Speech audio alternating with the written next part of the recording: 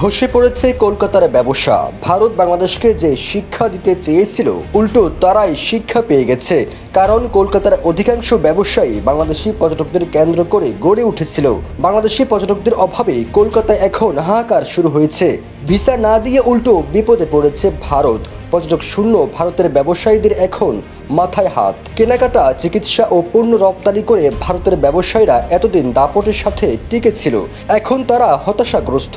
দেশটির ব্যবসায়ীরা মোদির উপর ক্ষোভ জানিয়ে করছেন কান্নাকাটিও। খোদ ভারতের গণমাধ্যমগুলোতে উঠে আসছে এমন তথ্যসমূহ। পশ্চিমবঙ্গের জনপ্রিয় গণমাধ্যম প্রথম কলকাতা ব্যবসায়ীদের করুণ আর্তনাদের চিত্র তুলে ধরেছে। এক ব্যবসায়ী বলেন, আমাদের কাস্টমার একদম কমে গেছে। আমরা মূলত বাংলাদেশি কাস্টমারদের উপর নির্ভরশীল। হাসপাতালগুলো ফাঁকা, বেকার বসে আছে ডাক্তাররা। হাসপাতালের কর্তৃপক্ষরা জানিয়েছে এভাবে চলতে থাকলে তাদের ব্যবসা গুটিয়ে ফেলতে হবে। বাংলাদেশিরা কলকাতায় চিকিৎসা করাতে না আসায় আবাসন খাতেও ধস নেমেছে।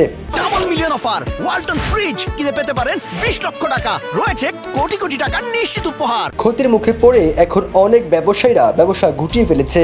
সবচেয়ে ক্ষতির মুখে আছেন কলকাতার নিউ মার্কেটের ব্যবসায়ীরা। বাংলাদেশ থেকে হাসিনা চলে যাওয়ার পর মোদি সরকার বাংলাদেশের বিরুদ্ধে প্রতিনিয়ত যে প্রোপাগান্ডা চালিয়ে আসছে তাতে বাংলাদেশের সাথে ভারতের জনগণের মধ্যে বিভেদ তৈরি হয়েছে। পশ্চিমবঙ্গের এই দুর্দশার পর ভারত বুঝতে পারছে ডক্টর ইউনূসের সাথে লড়তে হলে তাদেরই ক্ষতি হবে। তাই ভারত বাংলাদেশের সাথে আগ বাড়িয়ে সুসম্পর্ক বজায় রাখার চেষ্টা করছে। কয়েকদিন আগেই ভারতের পররাষ্ট্র সচিব বিক্রম মিশ্রি বাংলাদেশে এসে সম্পর্ক উন্নয়নের চেষ্টা করছে।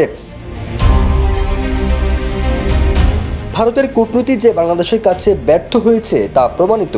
ভারত বয়কটের যে পরিকল্পনা তাতে কুপকাত হয়েছে মোদি সরকার।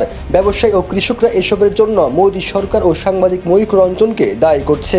বাংলাদেশ আলু পেঁয়াজ না কেনায় তাদের এখন মরণ দশা। তাই মোদি সরকার পতন ও ময়ূখের শাস্তি দাবি করছে তারা। ময়ূখের বাড়িতে হামলা ও তার বাড়িকে পাবলিক টয়লেটে বানানোর দাবি জানিয়েছে দেশটির কৃষকরা। বাংলাদেশের সাথে শত্রুতা করে ভারত নিজের পায়ে নিজেই কুড়াল মারবে। বাংলাদেশের সঙ্গে শত্রুতার পথ বেছে নেওয়া যে ভুল ছিল তা এখন পরিষ্কার বুঝতে পেরেছে ভারতের নাগরিকরা। ক্ষোভে ফেসে ওঠা ভারতের নাগরিকদের একটি বড় অংশ সরকারের নীতিতে পরিবর্তনের দাবি জানিয়েছেন। ফিরোজ আলম, জয় জয় দিন।